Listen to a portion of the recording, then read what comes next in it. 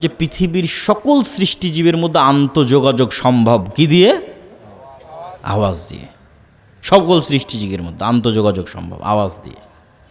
এটা পৃথিবীর সবচেয়ে টপ প্রযুক্তি, যেটার ধারে কাছে বিজ্ঞানীদের পৌঁছা সম্ভব নয়। বিজ্ঞানীদের পৃথিবী টিকে আছে আলোর উপর ভিত্তি করে, যে টেকনোলজি তার উপর।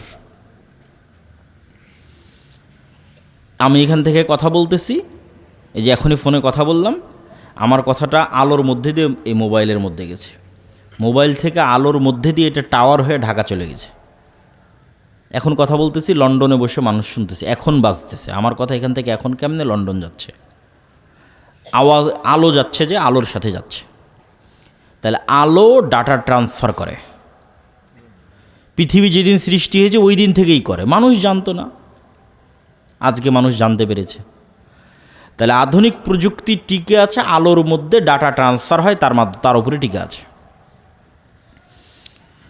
আর আমরা বলতেছি এর চাইতেও এমন এক শক্তিশালী প্রযুক্তির কথা, যেটা আওয়াজ ভিত্তিক, যেটা ধারে কাছে বিজ্ঞানীরা নাই।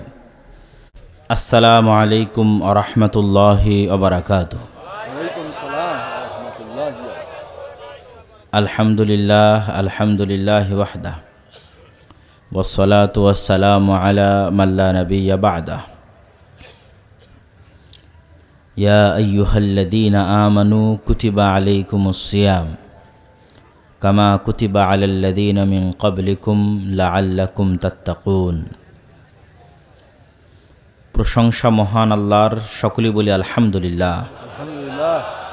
দরুদ ও সালাম বর্ষিত হোক পৃথিবীর সর্বশেষ ও সর্বশ্রেষ্ঠ রাসূল আহমদ মুহাম্মদ মুস্তাফা সাল্লাল্লাহু আলাইহি ওয়াসাল্লামের প্রতি। আজকের সংক্ষিপ্ত বক্তব্যের মধ্যে আমরা তিনটে বিষয়ে আলোচনা করব: আল্লাহর জিকির, সালাত এবং সিয়াম।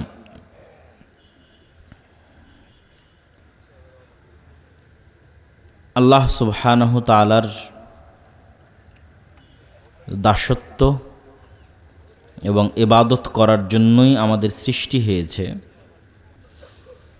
এটি আল্লাহ সুবহানাহু তাআলা পবিত্র কোরআন মাজিদে স্পষ্টভাবে বলে দিয়েছেন।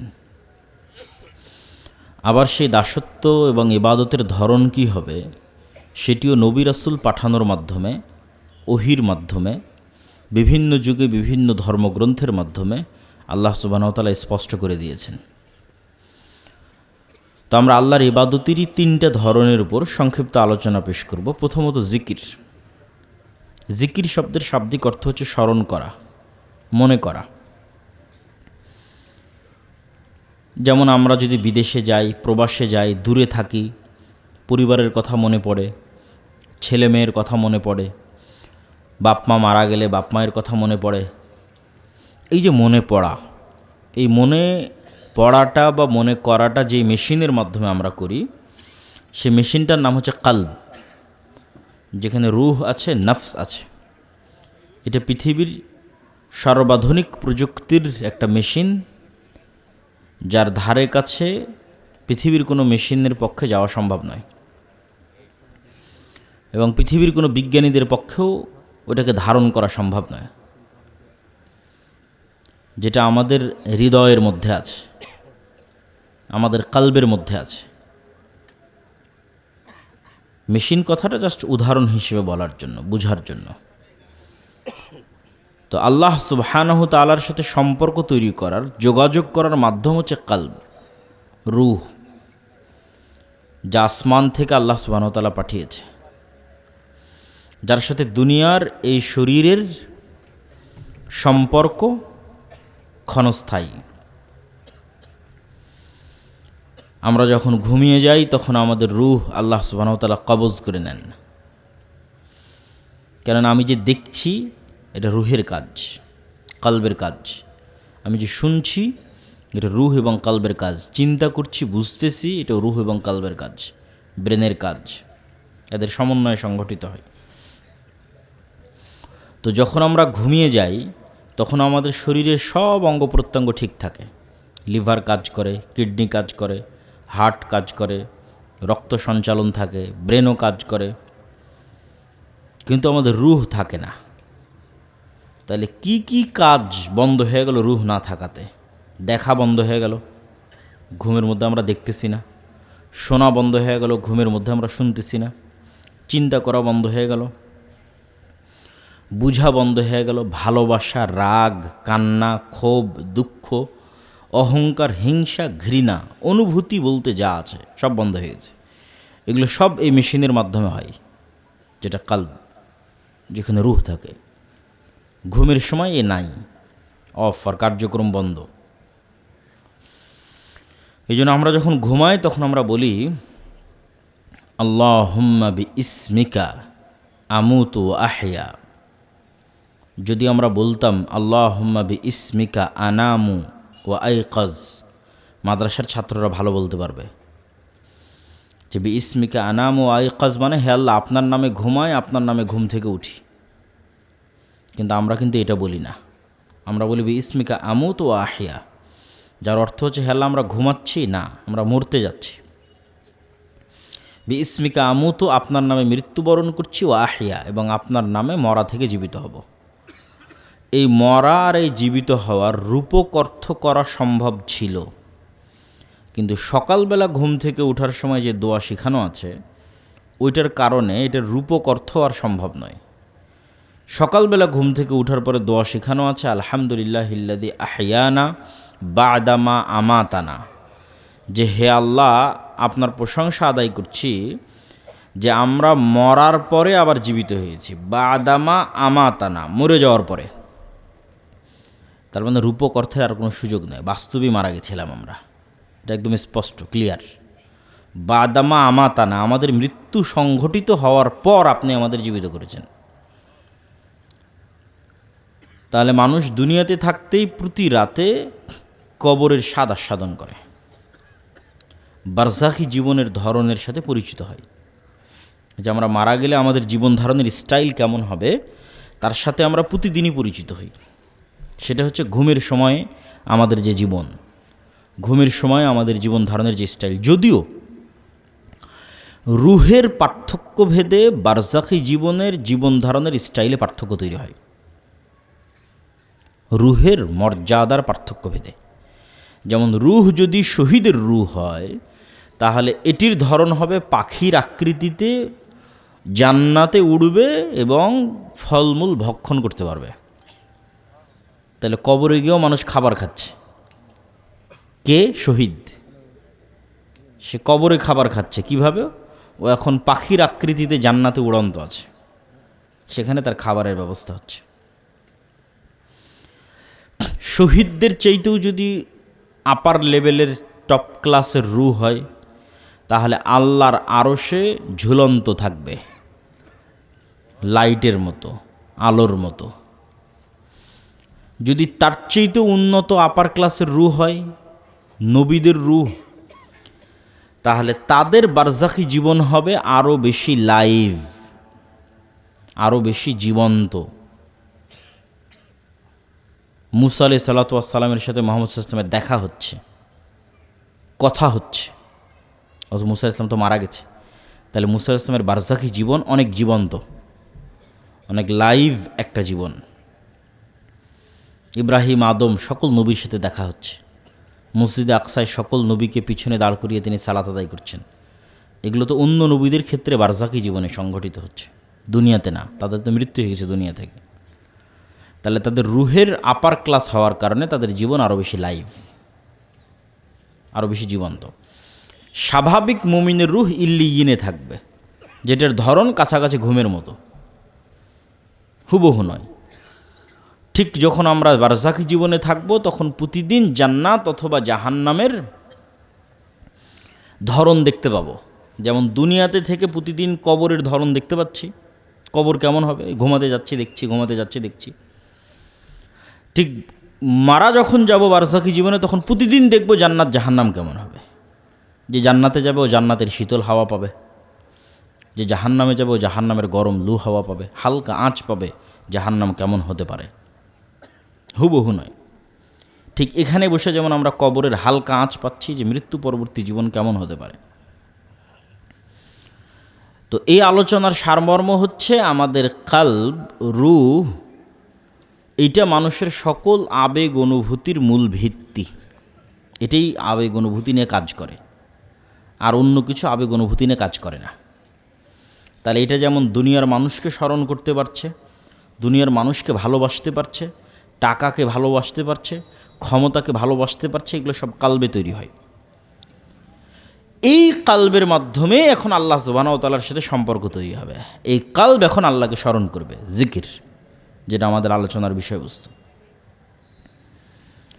মূলত আল্লাহ সুবহানাহু তাআলার হক হচ্ছে যে মানুষ 24 ঘন্টাই সব কিছুর স্মরণ বাদ দিয়ে শুধু আল্লাহকে স্মরণ করবে। এটা হওয়া উচিত যে 24 ঘন্টায় আমাদের এই হৃদয়টা কার সাথে কানেক্টেড? রব্বুল আলামিনের সাথে কানেক্টেড, সম্পৃক্ত। এটা হওয়া উচিত। কিন্তু মানুষের পক্ষে যেহেতু এটি সম্ভব নয়, এই জন্য আল্লাহ সুবহানাহু তাআলা অন্তত পক্ষে, নিম্ন পক্ষে দিনে রাতে 24 ঘন্টায় 5 বার যেন আল্লাহ সুবহানাহু তাআলাকে আমরা স্মরণ করি, এটিকে বাধ্যতামূলক করা হয়েছে, সর্বনিম্ন স্তর। এটাও যদি কেউ ক্রস করে ফেলে, মানে এটাও যদি কেউ পূরণ করতে না পারে, তাহলে ওর সাথে আল্লাহর কোনো সম্পর্কই নেই। ও আল্লাহ সুবহানাহু ওয়া তাআলার গন্তির মধ্যেও নাই, কাউন্টের মধ্যেও নাই, গণনার মধ্যেও নেই, শেষ। হাজিরা খাতা থেকে আর নামই বাদ। যখন পরীক্ষার হলে গেলেও আর নাম খুঁজে পাবে না, কারণ যেহেতু ক্লাসের সময় উপস্থিত হয়নি, তো কি আর পরীক্ষা দিবে? অ্যাডমিট কার্ডও পাবে না, পরীক্ষার হলে নামও পাবে না, কিচ্ছু পাবে না, শেষ, এন্ট্রি নাই। এই জন্য সকল আমল এবং ইবাদত গ্রহণযোগ্য হওয়ার জন্য এবং পরীক্ষার উপযুক্ত বিবেচিত হওয়ার জন্য, যে আল্লাহ আমি পরীক্ষার উপযুক্ত, ক্লাসে উপস্থিত থাকতে হবে। দিন রাতে 24 ঘন্টায় অন্তত নিম্নপক্ষে 5 বার আল্লাহকে স্মরণ করতে হবে। এই জন্য কোরআনে বলা আছে, ওয়া আকিমিস সালাতা লিযিকরি, তোমরা সালাত কায়েম করো আমাকে স্মরণ করার জন্য। তাহলে সালাত কায়েম করার একটা কারণ আল্লাহ সুবহানাহু ওয়া তাআলাকে স্মরণ করা, অথবা সালাত জিকিরের একটা মাধ্যম।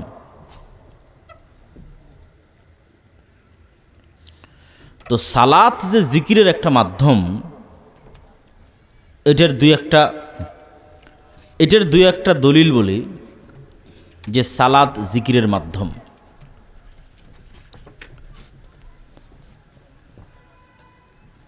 পৃথিবীতে সালাত আদায় করার জন্য যত শর্ত শারায়েত আছে, তার একটাও যদি না পাওয়া যায়, তবু সালাত মৌকুফ হবে না, সালাত কারো উপর থেকে মাফ হবে না। সালাত আদায়ের জন্য অনেক শর্ত শারায়েত, উজু করতে হবে, কেবলামুখী হতে হবে, মসজিদে যেতে হবে, জামা কাপড় পবিত্র হতে হবে, সূরা ফাতিহা জানতে হবে, রুকু সিজদা জানতে হবে, অসংখ্য শর্ত সালাতের জন্য। মনে করেন কোনো একটা ব্যক্তি আর একটাও পূরণ করতে পারছে না, একজন ব্যক্তি আর একটাও নয়, না উজু করেছে, না উজুর পানি আছে, না তায়াম্মুম করেছে, না তায়াম্মুমের মাটি আছে, না কেবলা চিনে, না পবিত্র জামা কাপড় আছে, জামা কাপড়ই নয়, উলঙ্গ, না দাঁড়িয়ে সালাত আদায় করতে পারে, না বসে পারে, প্যারালাইজ অবস্থায় মেডিকেলে আছে। তাহলে সালাত আদায়ের এমন কোনো শর্ত নয় যেটা সে পূরণ করতে পেরেছে, কিচ্ছু পূরণ করতে পারেনি।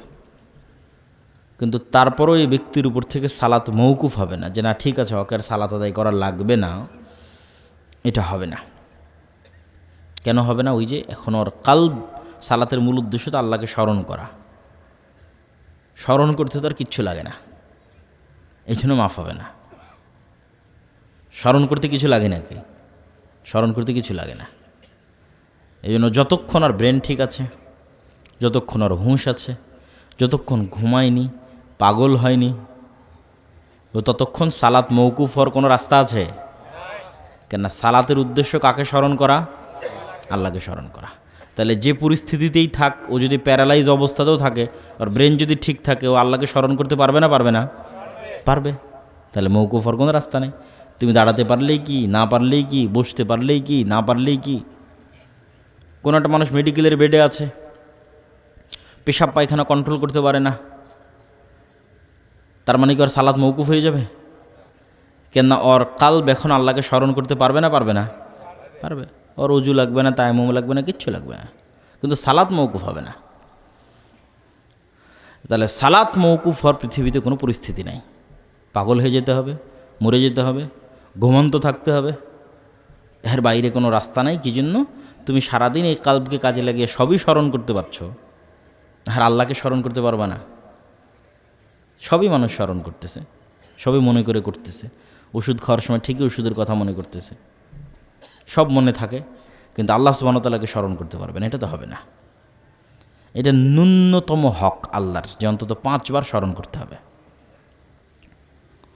আমরা বলছিলাম জিকির, জিকির কেন পাওয়ারফুল, জিকির কেন শক্তিশালী। জিকির পাওয়ারফুল এবং শক্তিশালী হওয়ার জন্য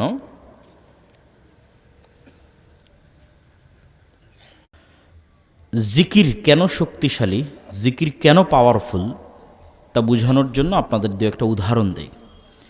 জিকির পাওয়ারফুল এবং শক্তিশালী এটা বুঝতে হলে আপনাকে বুঝতে হবে সাউন্ড এবং এটাই আজকের বক্তব্যের মূল বিষয়। আপনাকে বুঝে যেতে হবে যে আওয়াজ পৃথিবীতে সবচেয়ে পাওয়ারফুল। এইটা বুঝতে পারলেই আপনি বুঝবেন জিকির কেন পাওয়ারফুল। আওয়াজ কি? এই যে আমি এখন বক্তব্য দিচ্ছি, এটা আওয়াজ। আপনার কাছে মনে হচ্ছে আমি বাংলায় বলতেছি, আপনি শুনতেছেন, কিন্তু আসলে এটা আওয়াজ। কেমনে আওয়াজ? এখানে যদি একটা চাইনিজ লোক বসে থাকে, ওর কাছে আমার বক্তব্য আওয়াজ না বক্তব্য? আওয়াজ। আর এখানে বসে যদি একটা চাইনিজ বক্তব্য দেয়, তাহলে ওর বক্তব্য না আওয়াজ? তাহলে আলটিমেটলি আওয়াজ তৈরি হচ্ছে। আওয়াজের ভিন্নতার কারণে ভাষার ভিন্নতা, ভাষার ভিন্নতা আলটিমেটলি আওয়াজের ভিন্নতা। আওয়াজের একটা ফরম্যাট, আওয়াজের একটা ধরন। আমি বাংলা উচ্চারণ করতেছি, এটা আলটিমেটলি আওয়াজের একটা ধরন। এবার এটাই যখন আমি ইংরেজিতে উচ্চারণ করবো, আওয়াজ ভিন্ন হয়ে যাবে। মাই নেম ইজ আবদুল্লাহ, এটা একটা ভিন্ন আওয়াজ। আনা আবদুল্লাহ, এটা একটা ভিন্ন আওয়াজ। তাহলে আলটিমেটলি এগুলো আওয়াজ। তো ঠিক এই আওয়াজেরই এমন একটা ধরন আছে, যেই ধরনটা আমি যদি বলি এখন পিঁপড়ার আওয়াজ যদি আমি জানতাম, তাহলে আমি এখন ওই স্টাইলের আওয়াজটা উচ্চারণ করলে পিঁপড়াকে বলতে পারতাম, পিঁপড়া তুমি ডানে যাও। জাস্ট ওই আওয়াজটা উচ্চারণ হতে হবে, তাহলে পিঁপড়া কিন্তু ডানেই যাবে। কিন্তু ওই আওয়াজটা আমি জানি না, যে কোন ফরম্যাটের আওয়াজ পিঁপড়া বুঝবে আমি জানি না। কোন ফরম্যাটের আওয়াজ একটা মাছি, একটা মশা, একটা বাঘ, একটা ভাল্লুক, একটা গরু, ছাগল, পাখি বুঝবে, এটা আমি জানি না। কিন্তু প্রত্যেকেই ভিন্ন ভিন্ন ফরম্যাটের আওয়াজ বুঝে। এটার জ্ঞান আল্লাহ সুবহানাহু ওয়া তাআলা কাকে দিয়েছিলেন? একটু জোরে বলেন, আল্লাহ সুবহানাহু ওয়া তাআলা কাকে দিয়েছিলেন? সুলাইমান আলাইহিস সালাতু ওয়াস সালামকে দিয়েছিলেন।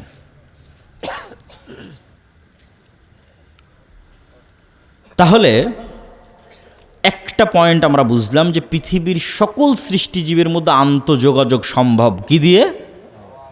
আওয়াজ দিয়ে। সকল সৃষ্টিজীবের মধ্যে আন্তঃযোগাযোগ সম্ভব আওয়াজ দিয়ে। এটা পৃথিবীর সবচেয়ে টপ প্রযুক্তি, যেটার ধারে কাছে বিজ্ঞানীদের পৌঁছা সম্ভব নয়।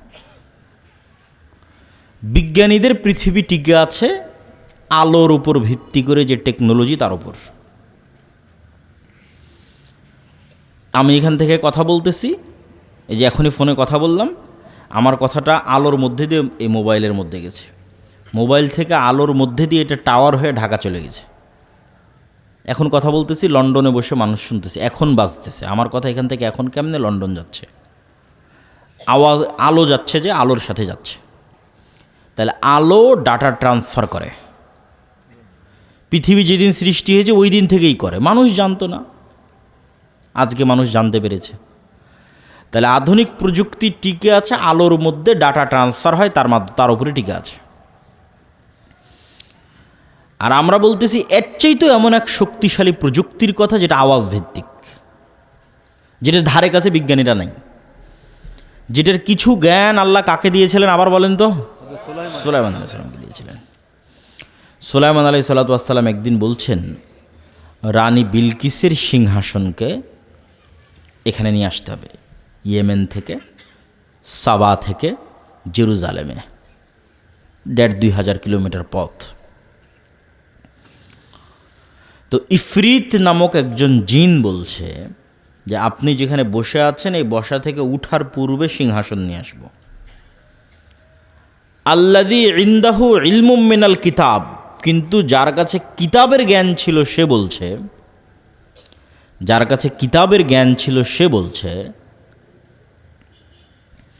আপনার চোখের পলক পড়ার পূর্বে এখানে সিংহাসন উপস্থিত হবে। কোরআনের ধারা বিবরণীতে বোঝা যায় জিন নিয়ে আসতে চেয়েছে গায়ের শক্তিতে, আর যে চোখের পলকে নিয়ে আসতে চেয়েছে জিন কি মানুষটা কোরআনে উল্লেখ নাই, কিন্তু সে নিয়ে আসতে চেয়েছে জ্ঞানের শক্তিতে। আল্লাহ জিন্দাহ ইলমুম মিনাল কিতাব, যার কাছে কিতাবের জ্ঞান আছে, কোরআনের আয়াত। কি জ্ঞান? একজন গায়ের শক্তিতে নিয়ে আসবে বসা থেকে উঠার পূর্বে, আর একজন অর্চেইতে স্পিডে নিয়ে আসবে চোখের পলকে জ্ঞানের শক্তিতে। তো মুফাসসিরগণ লিখেছেন আল্লাহ সুবহানাহু ওয়া তাআলা ভালো জানেন, তবে অনেকগুলোর মধ্যে এটাও একটা হতে পারে, বরং এটার হওয়ার সম্ভাবনা চান্স বেশি। সেটা যে সুলাইমান আলাইহিস সালাতু ওয়াস সালামের যিনি ওহী লেখক ছিলেন আসিফ, তিনিই হচ্ছে ইনি যিনি যার কাছে কিতাবের জ্ঞান ছিল বলা হচ্ছে। আল্লাযী ইনদাহু ইলমুম মিনাল কিতাব, কি কিতাবের জ্ঞান ছিল? লাউহে মাহফুজের বিশেষ কোনো জিকিরের জ্ঞান ছিল, যেই জিকিরটা আল্লাহর জিকির, কিন্তু স্পেশাল কোনো জিকির, যেটা একটা সাউন্ড, যেটা একটা আওয়াজ, যেটা উচ্চারণ করার মাধ্যমে উনি চোখের পলকে সিংহাসনকে ওখান থেকে সুলাইমান আলাইহিস সালাতু ওয়াস সালামের নিকটে উপস্থিত করেছিলেন। তো আওয়াজ এই পৃথিবীর সকল সৃষ্টিজীবের মধ্যে আন্তঃযোগাযোগ এবং আন্তঃকানেক্টিভিটি তৈরি করতে পারে। তার আরও দুটো উদাহরণ নেন। আল্লাহ সুবহানাহু তাআলা আসমান জমিন, গ্রহ নক্ষত্র, সূর্য চন্দ্র, এগুলো সবকে কিয়ামতের পূর্ব মুহূর্তে ধ্বংস করে দিবেন। আর আল্লাহর প্রত্যেকটা কাজের একটা সিস্টেম আছে। আল্লাহ সব কাজ নিজেই করতে পারেন, কিন্তু তারপরেও তিনি সকল কাজের সিস্টেম তৈরি করেছেন। তো আল্লাহ এই পৃথিবী ধ্বংস করার সিস্টেম তৈরি করেছেন এটা, যে ইসরাফিল বাঁশিতে ফু দিবে এবং সেই বাঁশির আওয়াজে সব ভেঙে চূর্ণ বিচূর্ণ হয়ে যাবে। মানে সূর্য ওই বাঁশির আওয়াজটা বুঝতে পারবে যে এটা সে আওয়াজ, যে আওয়াজে ভেঙে যেতে হবে, সময় শেষ। চন্দ্র আসমান সব ওই আওয়াজ বুঝতে পারবে, যে আওয়াজে সব চূর্ণ বিচূর্ণ হয়ে যাবে। যেমন আজকের আলোর যে প্রযুক্তি, যেটার মধ্যে দিয়ে আমার বক্তব্য লাইভ যাচ্ছে, আপনারা ফোনে কথা বলতেছেন, ইন্টারনেট চলতেছে, এই আলোর প্রযুক্তি বা ওয়েভ বা তরঙ্গ ব্যবহার করে ইসরায়েল ইরান এবং হামাসের নেতা এবং বিজ্ঞানীদের হত্যা করতেছে। কিভাবে? এই মোবাইলটা যদি এখন নেটওয়ার্কের সাথে কানেক্টেড থাকে এবং ইন্টারনেট থাকে, তাহলে ইসরায়েল চাইলে এই মোবাইলকে এখানে বিস্ফোরণ ঘটাতে পারবে, আমার হাতে এখন বিস্ফোরণ হবে এখানে। এভাবেই সবার নিজ নিজ বাড়িতে পকেটে মোবাইলে বিস্ফোরণ হয়ে গেছে। কিভাবে? এই মোবাইল ওয়েভ রিসিভ করে, কেন এটা আলোর তরঙ্গ নিয়েই তো কাজ করতেছে, কথা রিসিভ করতেছে, কথা বের করতেছে, আলোর তরঙ্গ, ওয়েভ। তাহলে এমন এক প্রকার ওয়েভ তারা আবিষ্কার করেছে, যে ওয়েভ ছাড়লে কোনো নির্দিষ্ট মোবাইলকে টার্গেট করে ছাড়তে পারলে, কোনো নির্দিষ্ট এরিয়াকে টার্গেট করে ছাড়তে পারলে, যেখানে যেখানে ওই মোবাইলে ওয়েভ রিসিভ করবে, মোবাইল ফেটে বিস্ফোরিত হয়ে যাবে। তাহলে আল্লাহ সুবহানাহু তাআলা আসমান জমিন ধ্বংস করার সিস্টেম তৈরি করেছেন কিসের উপর? জোরে বলেন তো, কিসের উপর? আওয়াজ, ইসরাফিলের বাঁশির আওয়াজ। আবার যখন সবাই পৃথিবী থেকে বিদায় নিবে, পুনরুজ্জীবিত করার দরকার হবে, তখনও আল্লাহ ইসরাফিলের বাঁশির দ্বিতীয়বারের আওয়াজের মাধ্যমে সকল মানুষকে কবর থেকে জীবিত করবেন। আওয়াজ যে শক্তিশালী এবং তার পাওয়ারফুল, তার আর একটা উদাহরণ নেন। হাফেজ সাহেব যে কোরআন তেলাওয়াত করতেছিল, ওর মধ্যেও আছে এই আয়াত, ইউসাব্বিহু লিল্লাহি মা ফিস সামাওয়াতি ওয়া মা ফিল আরজ। আসমান জমিন এবং তার মধ্যে যা কিছু আছে তার সকল কিছু 24 ঘন্টা আল্লাহর তাসবিহ পাঠ করে। তো তাসবিহ পাঠের আওয়াজ হয় না? আওয়াজ হয়। শুনতে পাই না কেন? আপনি কি আপনার আশেপাশে চলা পিঁপড়ার আওয়াজ শুনতে পাচ্ছেন? শুনতে পাচ্ছেন না। এরকম আশেপাশে অসংখ্য কিছুর আওয়াজ আপনি শুনতে পান না, অসংখ্য কিছুর। প্রত্যেক সৃষ্টিজীবকে আল্লাহ এক একটা লিমিটেশন দিয়ে তৈরি করেছে, এক একটা সীমাবদ্ধতা দিয়ে তৈরি করেছে, এক একজনের এক এক জগৎ এবং খুবই সীমাবদ্ধ জগৎ। আপনি আমাকে যেভাবে দেখতেছেন এইভাবে কুকুর আমাদের দেখে না। যে আমি আব্দুল্লাহ, আমার চেহারা এরকম, আমার দাড়ি এরকম, আমি এতটুকু লম্বা, আমি এতটুকু মোটা, চেহারা দেখে চিনবেন এটা আব্দুল্লাহ, এটা কুকুর চিনতে পারে না। যে চেহারা দেখে চিনবে, ও গন্ধ দেখে চিনে যে এটা আব্দুল্লাহর গন্ধ, এটা অমুকের গায়ের গন্ধ, এটা অমুকের গন্ধ। তো ওকে আল্লাহ সুবহানাহু ওয়া তাআলা চিনার ক্ষমতা দিয়েছে, সূক্ষ্মতা দিয়েছে গন্ধে, মানুষের চেয়ে 10,000 গুণ। মানুষের তৈরি যন্ত্রও ওই মানের গন্ধ ধরতে পারবে না। এটা ক্যান্সার সেলের কি গন্ধ হয় মানুষ তো জানেই না, যন্ত্রও জানে না, বিজ্ঞানীরাও জানে না, ওটাও কুকুর ধরতে পারে। ভাইরাস, করোনা ভাইরাসের মতো গন্ধ, ওটা মানুষ কই পাবে করোনা ভাইরাসের গন্ধ? আর বিজ্ঞানীরা কোথায় পাবে করোনা ভাইরাসের গন্ধ? ওটাও কুকুর পায় করোনা ভাইরাসের গন্ধ। তাহলে গন্ধে এত সূক্ষ্ম। তাহলে আপনি হাজারো জিনিস নাকে নিয়ে বলবেন যে না এটার তো কোনো গন্ধ নাই, আমার হাতে এখন কোনো গন্ধ নাই, এটাতে কোনো গন্ধ নাই। তাহলে আসলেই গন্ধ আছে না নাই এটা তো আপনিই জানেন না, কেননা আপনার ওই লেভেলের গন্ধ গ্রহণের ক্ষমতা আল্লাহ দেয়নি। তাহলে আপনার আশেপাশে পিঁপড়া চলতেছে, আর চলার আওয়াজ আছে, ওই আওয়াজ আবার আর এক প্রাণী বুঝতে পারে, 10 কিলোমিটার দূরে থাকা হাতিও বুঝতে পারবে যে এখানে একটা পিঁপড়া চলতেছে, যাদেরকে আল্লাহ এরকম শ্রবণের সূক্ষ্মতা দিয়েছে।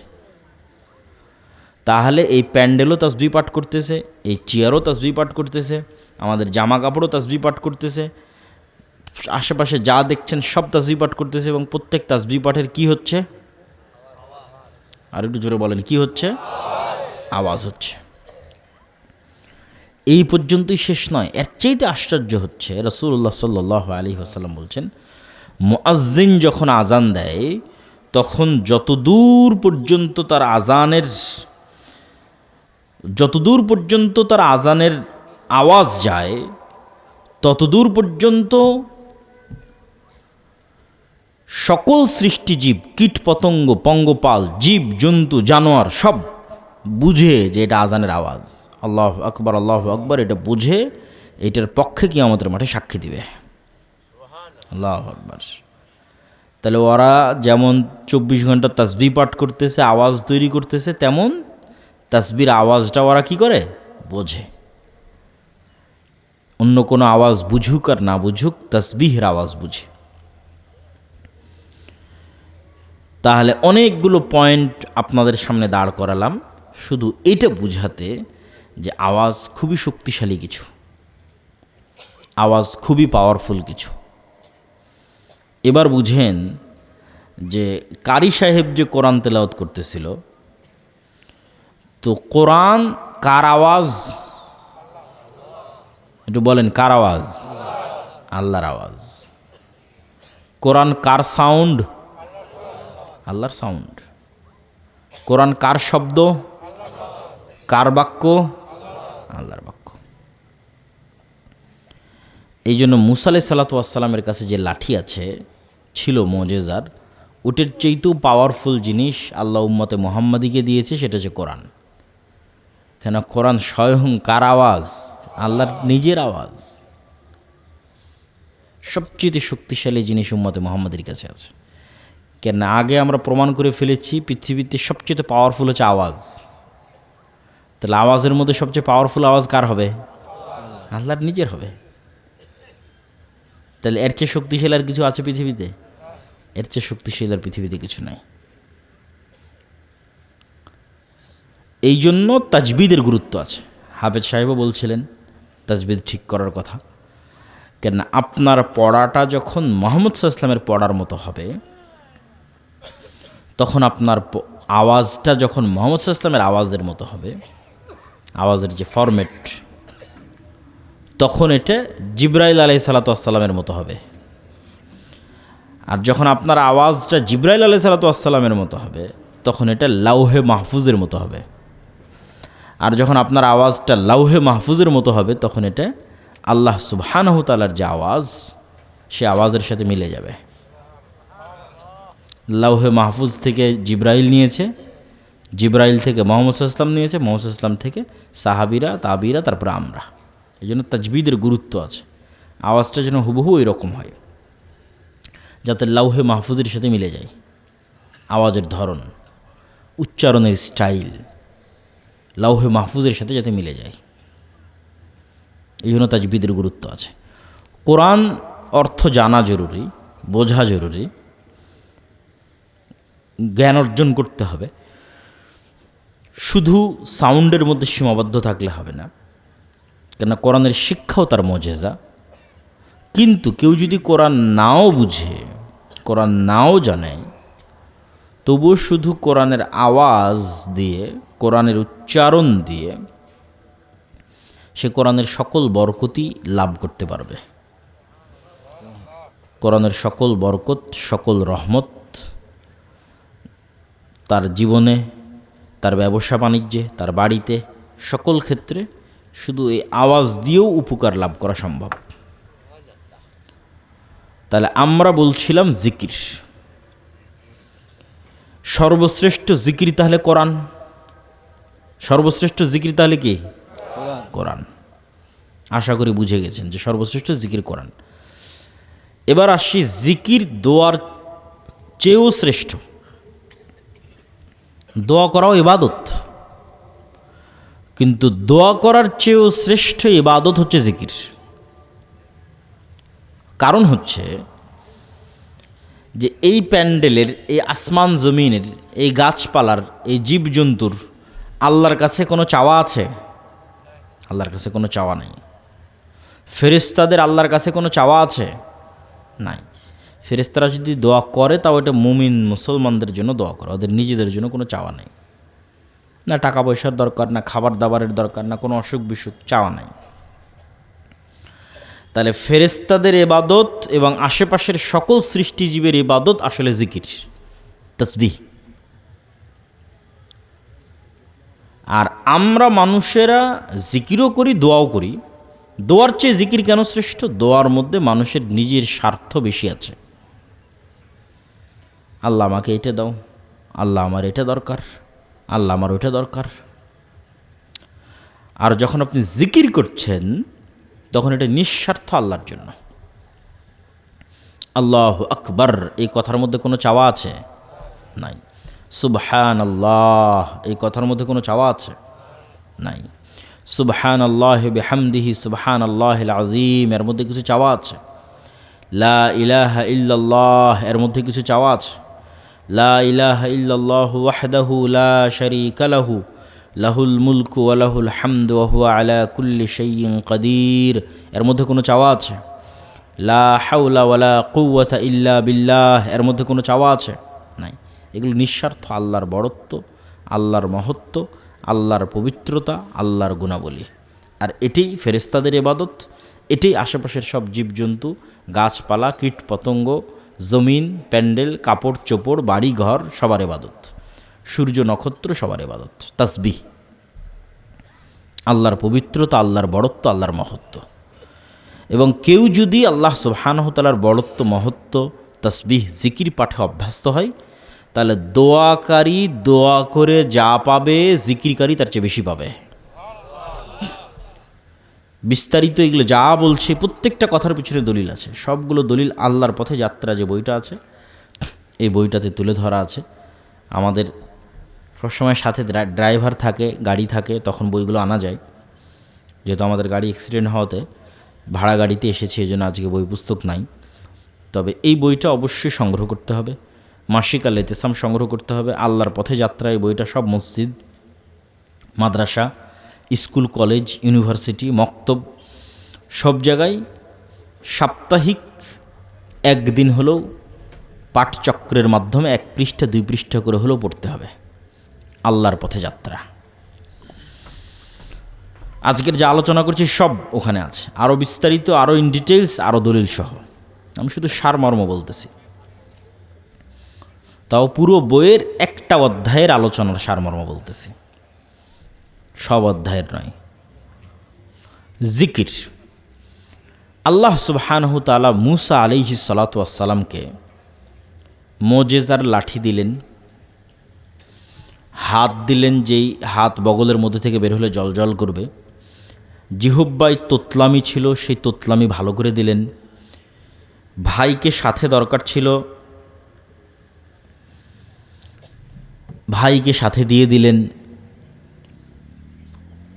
সব কিছু দেওয়ার পর আল্লাহ সুবহানাহু তাআলা বলতেছেন, ওয়ালা তানিয়া ফি জিক্রি,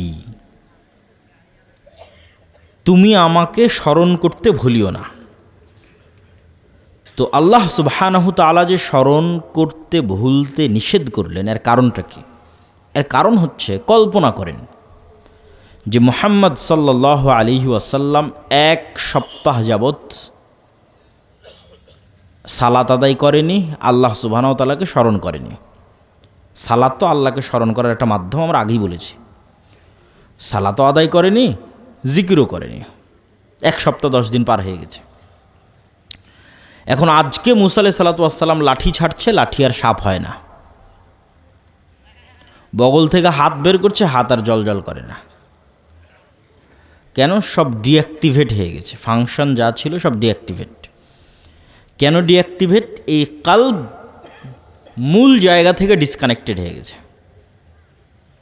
যেটার সাথে কানেক্টেড থাকার মাধ্যমে এগুলো অ্যাক্টিভেট থাকবে, ওই কানেকশানই নাই, নেটওয়ার্কই বিচ্ছিন্ন। তাহলে কিভাবে আর বাকিগুলো কাজ করবে? বাকিগুলো তো কাজ করবে না। বাকি ফাংশনগুলো তখনই অ্যাক্টিভেট থাকবে যখন মূসা আলাইহিস সালামের নিজের কালব আল্লাহ সুবহানাহু ওয়া তাআলার সাথে সালাত এবং জিকিরের মাধ্যমে কানেক্টেড থাকবে। আল্লাহু আকবার। এটা আল্লাহ কোরআনে বলেছে, ওয়ালা তানিয়া ফি জিক্রি, যে সব ঠিক থাকবে যদি তুমি আমার সাথে সম্পৃক্ত থাকো। আমার সাথে সম্পর্ক নাই তো আর কোনো কিছুর কোনো বেল নাই, কোনো দাম নাই। মূসা আলাইহিস সালাতু ওয়াস সালাম মের মতো নবীর ক্ষেত্রে জিকির, আল্লাহ সুবহানাহু ওয়া তাআলার সাথে কানেক্টেড থাকার এত গুরুত্ব। জিকির এবং সালাত, এই দুই আলোচনার প্রথম অংশ জিকির। জিকিরের ক্ষেত্রে সর্বশ্রেষ্ঠ সময় হচ্ছে সকাল সন্ধ্যার জিকির। সন্ধ্যার জিকির মানে কি? মাগরিবের আগে না মাগরিবের পরে? কে বলতো? সূর্য ডোবার পূর্বে। এবং সকালের জিকির মানে সূর্য ওঠার পূর্বে।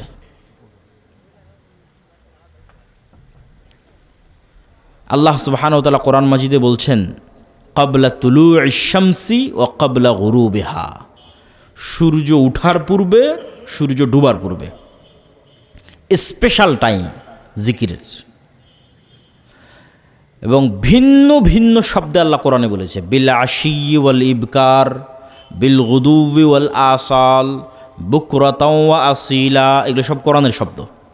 আর প্রত্যেকটাতেই বলা হচ্ছে তোমরা সকালে সন্ধ্যায় জিকির করো, সকালে সন্ধ্যায় জিকির করো, সকালে সন্ধ্যায় তাসবিহ পাঠ করো, সকালে সন্ধ্যায় তাসবিহ পাঠ করো। জাকারিয়া আলাইহিস সালাতু ওয়াস সালাম কুল্লামা দাখালা আলাইহা জাকারিয়াল মিহরাব ওয়াজাদা ইনদাহা রিজকা ক্বালা ইয়া মারইয়ামু আন্না লাকি হাযা ক্বালাত হিয়া মিন ইনদিল্লাহ ইন্নাল্লাহা ইয়ারযুকু মান ইয়াশা বিগাইরি হিসাব। যখনই জাকারিয়া আলাইহিস সালাতু ওয়াস সালাম মারিয়ামের নিকটে যান, দেখেন যে অসময়ের ফলমূল, অসময়ের রিজিক। বলেন, মারিয়াম এগুলো সব কোথায় থেকে এসেছে? বললেন, আল্লাহর পক্ষ থেকে এসেছে। আল্লাহ যাকে ইচ্ছা তাকে বেহিসাব রিজিক দান করতে পারেন। হুনালিকা দাআ জাকারিয়া রাব্বাহ, ওখানেই জাকারিয়া আলাইহিস সালাতু ওয়াস সালাম সালাতে দাঁড়িয়ে গেলেন আল্লাহকে এটা বলতে যে, আল্লাহ, আমার যদি এরকম একটা সন্তান হতো। আমি তো বৃদ্ধ, স্ত্রী তো বন্ধে, কিন্তু মনের স্বাদ। আল্লাহ সুবহানাহু ওয়া তাআলা সাথে সাথে তাকে সুসংবাদ দিলেন যে তোমার সন্তান হবে, তার নাম ইয়াহিয়া।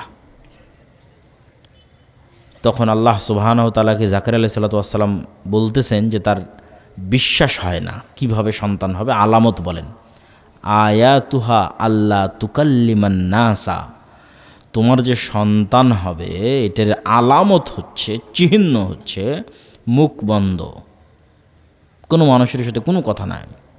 এটা একটা সিয়াম, এটা একটা রোজা। আমরা 3 নাম্বার আলোচনা করব, সিয়াম বা রোজা, বিরত থাকা। মারিয়াম আলাইহিস সালাতু ওয়াস সালাম যখন ঈসা আলাইহিস সালাতু ওয়াস সালামকে কোলে করে লোকালয়ে আসলেন, মানুষজন ওনাকে জিজ্ঞেস করছে ছেলে কীভাবে হলো। উনি বলছেন, ইন্নী নাযারতু লির-রহমানি সাওমা ফালান উকাল্লিমাল ইয়াওমা ইনসিয়া। আমি আল্লাহর নামে আজকে সিয়াম রেখেছি, এই জন্য আজকে কথা বলবো না। শাব্দিক অনুবাদ করতেছি। তাহলে সিয়াম মানে বিরত থাকা, মানে আল্লাহর নামে আজকে মুখ বন্ধ করেছি, ফলত আজকে আমি আর কোনো কথা বলবো না। তারপরে উনি ওনার বাচ্চার দিকে ইশারা করলেন, ওটা ভিন্ন ঘটনা। ঠিক জাকারিয়া আলাইহিস সালাতু ওয়াস সালামকে আল্লাহ বলছেন মুখ বন্ধ, সিয়াম চলবে মুখের। আর কি চলবে? যেমন দুনিয়ার কোনো মানুষের সাথে কোনো প্রকারের কথা হবে না, সব কথা বন্ধ, ঠিক তার বিপরীতে তোমার মুখ দিয়ে সকালে সন্ধ্যায় শুধু আল্লাহর জিকির উচ্চারিত হবে, আল্লাহু আকবার। এটাই আলামত। আল্লাহ কোরআনের মধ্যে বলছে যে তোমার সন্তান হবে, আর আলামতই হচ্ছে দুনিয়ার সব অপ্রয়োজনীয় কথা বাদ, আর শুধু মুখ ব্যবহৃত হবে সকালে সন্ধ্যায় আল্লাহর জিকিরে। স্পেশাল টাইম সকাল সন্ধ্যার জিকির। সকাল সন্ধ্যার জিকির দিয়ে পৃথিবীর এমন কোনো অসম্ভব নাই যা সম্ভব করা সম্ভব নয়। এমন কোনো অসম্ভব নাই যা সম্ভব করা সম্ভব নয় জিকির দিয়ে, বিশেষ করে সকাল সন্ধ্যার জিকির দিয়ে। সালাতের কিছু আলোচনা তো জিকিরের সাথে আমরা সম্পৃক্ত এবং কানেক্টেড করে ফেলেছি। শুধু এতটুকু বলি যে সালাত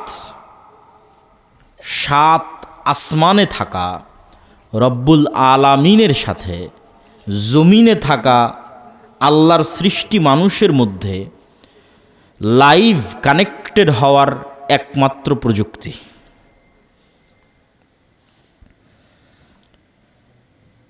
যে আপনি আছেন জমিনে আর আল্লাহ সুবহানাহু তাআলা আছেন আরশে। কত লক্ষ কত কোটি কিলোমিটার কেউ জানে না। এক মহাশূন্য, এক আসমানের নিচে, যেটাই বিজ্ঞানীরা বের করতে পারেনি। এভাবে 7 আসমান। তাহলে 7 আসমানে থাকা রব্বুল আলামিনের সাথে জমিনে থাকা এক ক্ষুদ্র সৃষ্টিজীব লাইভ কানেক্টেড হবে। তার একমাত্র প্রযুক্তির নাম কি? একটু জোরে বলেন তো কি? সালাত। একমাত্র প্রযুক্তি। ওই নির্ধারিত টাইমে, নির্ধারিত সময়ে, নির্ধারিত ফরম্যাটে, নির্ধারিত অবস্থায় যদি কেউ দাঁড়িয়ে যায়, আর ওর চক্ষু যদি সিজদার দৃষ্টিতে থাকে, অন্তরে যদি দুনিয়ার কোনো কথা না থাকে, আল্লাহর সাথে কানেক্টেড থাকে, তাহলে আল্লাহ সুবহানাহু তাআলাও নূরের পর্দা সরিয়ে বান্দার সাথে লাইভ মুখোমুখি হয়ে যান। এখন বান্দা যা বলবে আল্লাহ সুবহানাহু তাআলা তা শুনবেন। এই জন্য মুহাম্মদ সাল্লাল্লাহু আলাইহি ওয়াসাল্লাম যে কোনো সমস্যায় আগে সালাত। কেন? আগে যোগাযোগ তৈরি করতে হবে কার সাথে? আগে তো আল্লাহকে বলতে হবে। তাহলে আমরা যেমন এখন যে কোনো বিপদে পড়লে ফোন উঠিয়ে ফেলি, একে ফোন দেবো, ওকে ফোন দেবো, ওকে ফোন দেবো, কেন? ফোনের মাধ্যমে তো আপনি লাইভ কানেক্টেড হয়ে যাচ্ছেন। হোয়াটসঅ্যাপ কল দিয়ে লাইভ চলে যাচ্ছেন, ফেসবুকে দিয়ে লাইভ চলে যাচ্ছেন, সরাসরি মানুষের সাথে কানেক্টেড হয়ে যাচ্ছেন। এর চাইতে লক্ষ কোটি গুণ, হাজারো গুণ শ্রেষ্ঠ প্রযুক্তি হচ্ছে সালাত, যেটা জমিনে বসে রব্বুল আলামিন আরশের উপরে থাকা রব্বুল আলামিনের সাথে কানেকশন তৈরি হবে। পৃথিবীর কেউ দিতে পারবে না আপনাকে। পৃথিবীর কারো কাছে এই বুদ্ধিও নাই, কারো কাছে এই রাস্তাও নাই, কারো কাছে এই ফরম্যাট জানাও নাই। এটা একমাত্র আল্লাহর ওহীর মাধ্যমে, নবীদের মাধ্যমে, এগুলো গায়েবে থাকা ফরম্যাট, এগুলো লাউহে মাহফুজে থাকা ফরম্যাট, যেটা নবীদের মাধ্যমে, জিবরাইলের মাধ্যমে পৃথিবীতে এসেছে। ওই জন্য রাসূল সাল্লাল্লাহু আলাইহি সাল্লাম সূর্যগ্রহণে সালাত, চন্দ্রগ্রহণে সালাত, বৃষ্টি প্রার্থনায় সালাত, জানাজায় সালাত, এছাড়া যে কোনো বিপদ আপদে তিনি সাথে সাথে সালাতে দাঁড়িয়ে যেতেন। যে কোনো, আপনিও এইটার ফল পাবেন। পৃথিবীর যে কোনো সমস্যা আজ থেকে আপনি চিন্তা করে নিতে পারেন যে আপনি পৃথিবীর যে কোনো প্রবলেম, যে কোনো সমস্যার মুখোমুখি হয়ে সবার আগে অভ্যাস করে নেবেন, সবার আগে সাথে সাথে গায়েবে নির্ধারিত ফরম্যাট, লাউহে মাহফুজে নির্ধারিত ফরম্যাট অজু। এই জন্য অজুর কোনো কারণ না বুঝলেও ওটাই করতে হবে, কেন ওটা ওভাবে গায়েবে নির্ধারিত আছে, লাউহে মাহফুজের সাথে মিলতে হবে আপনার অজুকে। অজু করে আপনি সালাতে দাঁড়িয়ে যাবেন, সালাতে দাঁড়িয়ে গিয়ে আল্লাহ সুবহানাহু ওয়া তাআলাকে যা বলার বলবেন, তারপরে আপনি অপেক্ষা করবেন ফলাফলের, যে আপনি যে সমস্যায় পড়েছেন, যে বিপদে পড়েছেন, সেটিতে আল্লাহ সুবহানাহু ওয়া তাআলা আপনাকে কতটুকু সহযোগিতা করতেছে। আশা করি ইনশাআল্লাহ অবশ্যই উপকার পাবেন। সালাত, সালাত পৃথিবীতে থাকা এক ব্যতিক্রমধর্মী ইবাদতের নাম, এক ব্যতিক্রমধর্মী উপায় এবং মাধ্যমের নাম, যার মাধ্যমে আসমান থেকে আল্লাহ সুবহানাহু ওয়া তাআলার সহযোগিতা নেমে আসে। বিশেষ করে রাতের সালাত, বিশেষ করে রাতের 1/3 এক শেষ ভাগের সালাত। রাসূলুল্লাহ সাল্লাল্লাহু আলাইহি ওয়াসাল্লামকে আল্লাহ সুবহানাহু ওয়া তাআলা বলছেন, ফাতাহাজ্জাদ বিহি নাফিলাতাল লাক আসা আন ইয়াবআসাকা রাব্বুকা মাকামাম মাহমুদা। হে মুহাম্মদ সাল্লাল্লাহু আলাইহি ওয়াসাল্লাম, আল্লাহ আপনাকে মাকামাম মাহমুদ দিতে চাই, সর্বশ্রেষ্ঠ স্থান দিতে চাই কিয়ামতে। এই সর্বশ্রেষ্ঠ স্থান পাওয়ার সিক্রেট হচ্ছে আপনাকে রাতের সালাত আদায় করতে হবে। বদরের যুদ্ধের আগের রাতে মুহাম্মদ সাল্লাল্লাহু আলাইহি ওয়াসাল্লাম রাতের সালাতে দাঁড়িয়ে আছেন, লম্বা রাতের সালাত। আবু বকর রাদিয়াল্লাহু তাআলা আনহু ক্লান্ত হয়ে মুহাম্মদ সাল্লাল্লাহু আলাইহি সাল্লামকে বলছেন, কাফাকা মুনাশাদাতাকা রব্বাক। আরে আপনি তো নবী, এত রাতের সালাত লম্বা আদায় করা লাগে? কিন্তু আবু বকরের চেয়েও মুহাম্মদ সাল্লাল্লাহু আলাইহি ওয়াসাল্লাম ভালোভাবে জানেন যে আগামীকাল বদরের যুদ্ধে আল্লাহর সাহায্য ছাড়া উনি জিততে পারবে না। এটা উনি আবু বকরের চেয়ে ভালো জানেন। 2 নাম্বার, উনি আবু বকরের চেয়ে এটাও ভালো জানে যে আল্লাহর সাহায্য এমনি এমনি পৃথিবীতে আসবে না। আমি যদি সর্বশ্রেষ্ঠ নবী হই, সর্বশ্রেষ্ঠ নবী হওয়ার পরও আল্লাহর সাহায্য পৃথিবীতে টেনে আনার জন্য আমাকে রাতে সালাত আদায় করতে হবে। আর এই নবীরই উম্মত 5 ওয়াক্ত সালাত আদায় না করে, রাতের সালাত বহু দূরে থাক, 5 ওয়াক্ত সালাত আদায় না করেই নাকি ইসলামকে বিজয় করে ফেলবে। এবার বুঝেন তাহলে যে নবী, দিনের নবী যিনি, যে দিনের আমরা অনুসারী, যার আমরা উম্মত, তিনি সর্বশ্রেষ্ঠ মানুষ হওয়ার পরে আল্লাহর সাহায্য নেবেন, এই জন্য রাতের সালাতে দাঁড়িয়ে আছেন সারা রাত। সহি রেওয়ায়াত যে বদরের রাতে সবাই ঘুমিয়েছে, শুধু একজন ঘুমায়নি, মুহাম্মদ সাল্লাল্লাহু আলাইহি ওয়াসাল্লাম। ফজর পর্যন্ত উনি সালাতে দাঁড়িয়েই আছেন, দাঁড়িয়েই আছেন, দাঁড়িয়েই আছেন। আর দিনের বেলা হাত উঠিয়ে দোয়া করতে করতে করতে করতে করতে করতে ওনার চাদর, গায়ের চাদর পড়ে গেছে হাত উঁচু করতে করতে। তো উনি নবী হওয়ার পরে এবং সর্বশ্রেষ্ঠ মানুষ হওয়ার পরে আল্লাহর সাহায্য নিবেন, এই জন্য রাতের সালাতে দাঁড়িয়ে আছেন। আর আমরা ইসলামকে বিজয় করে ফেলবো 5 ওয়াক্ত সালাত আদায় না করেই, এটা কোনো মতেই সম্ভব নয়। সালাত, 5 ওয়াক্ত সালাত ছাড়া আপনি আল্লাহ সুবহানাহু ওয়া তাআলার গণনার মধ্যেই আসবেন না। এখানে বিজয়, আন্দোলন, বিপ্লব এগুলোর কোনো অর্থ নাই। তাহলে ইসলাম প্রতিষ্ঠা করতে হলে শুরুই করতে হবে মসজিদ দিয়ে, শুরুই করতে হবে সালাত দিয়ে, তারপরে তখন আস্তে আস্তে অন্যদিকে আগাবে। কেননা আপনি পৃথিবীর সকল গুনাহ থেকে বিরত যদি থাকতে চান, তার সহজ বুদ্ধি, ইয়াং জেনারেশন থেকে শুরু করে যে কেউ, যে আমি এই নেশায় আসক্ত, এই গুনাহে আসক্ত, এইটা ছাড়তে পারছি না, ওইটা ছাড়তে পারছি না, সব গুনাহ থেকে মুক্ত হতে পারবেন যদি 5 ওয়াক্ত সালাত জামাতে আদায় করতে পারেন। কেন বললাম?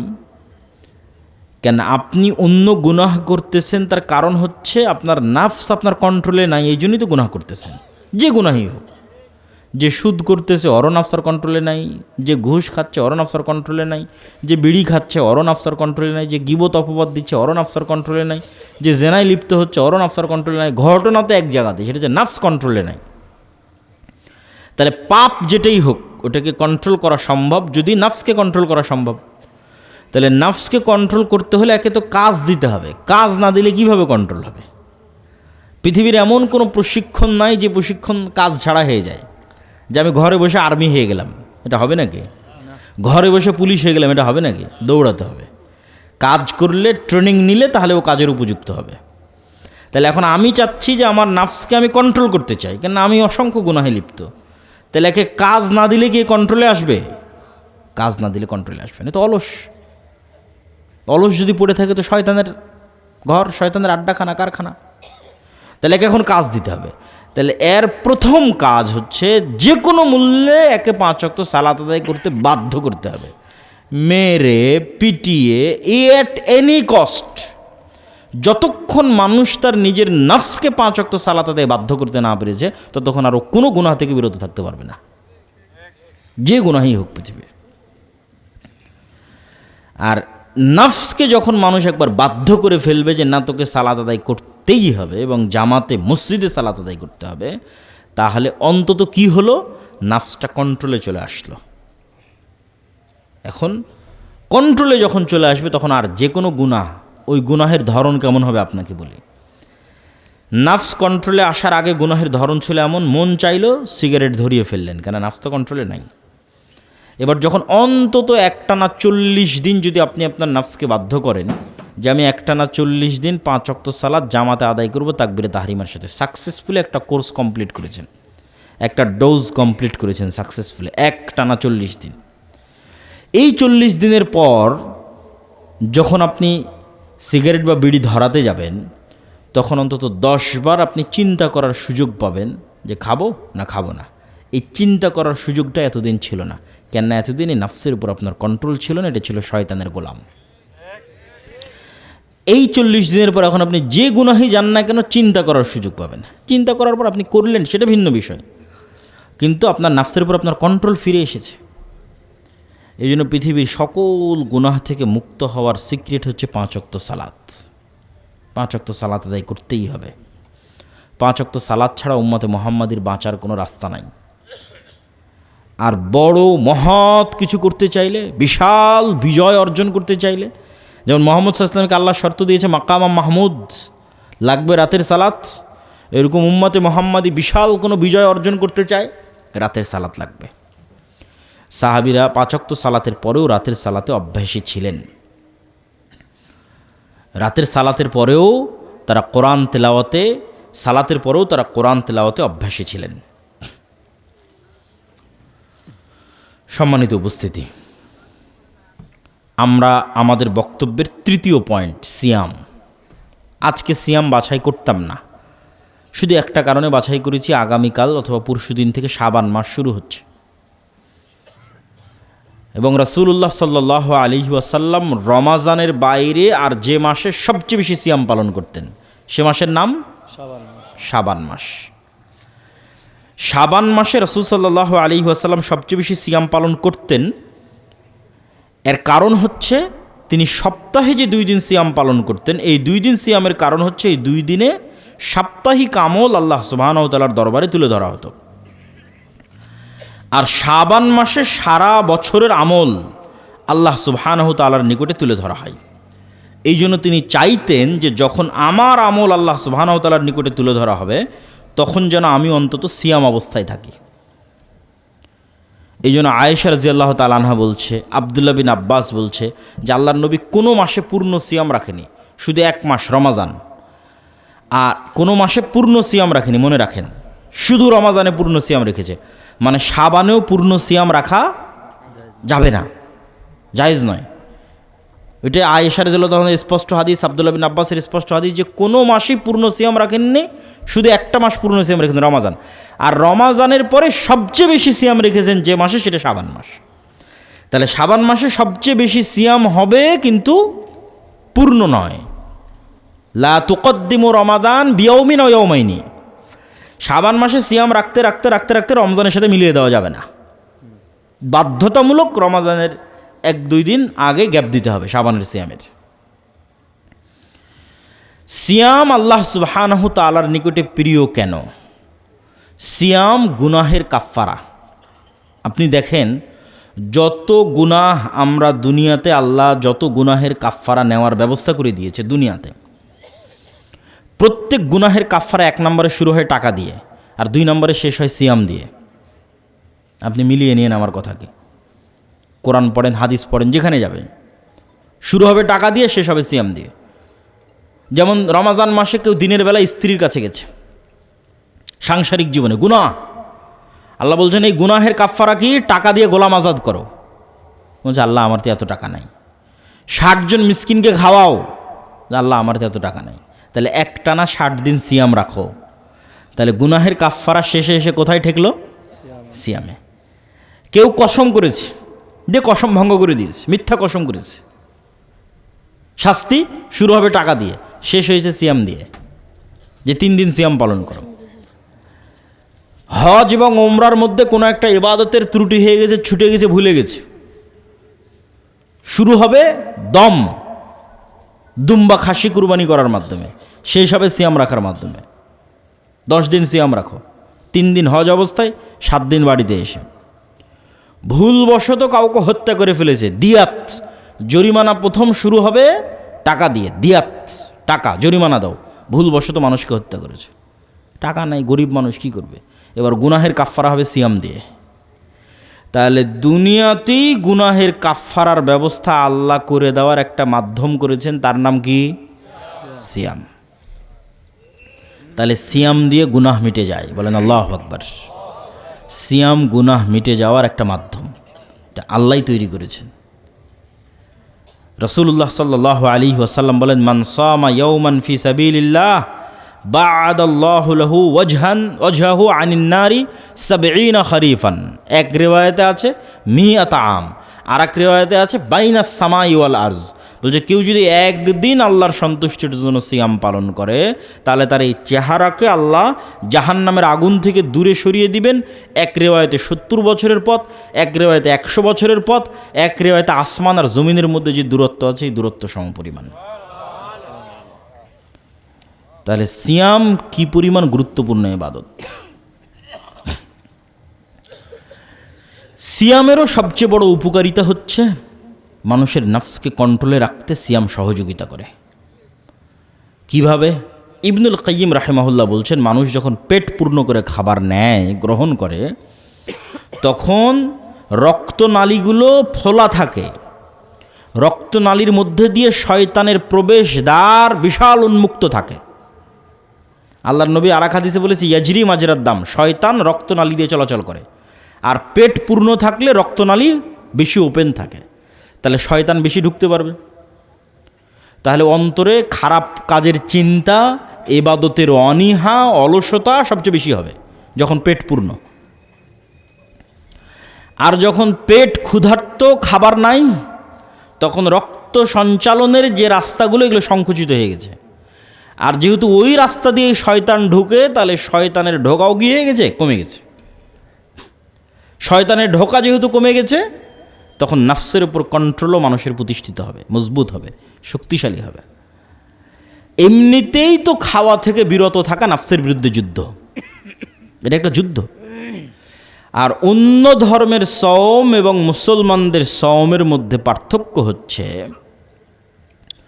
অন্য ধর্মের সিয়ামে শুধু খাবারে ফোকাস করা হয়, আর মুসলমানদের সিয়ামে শুধু খাবারে ফোকাস নয়।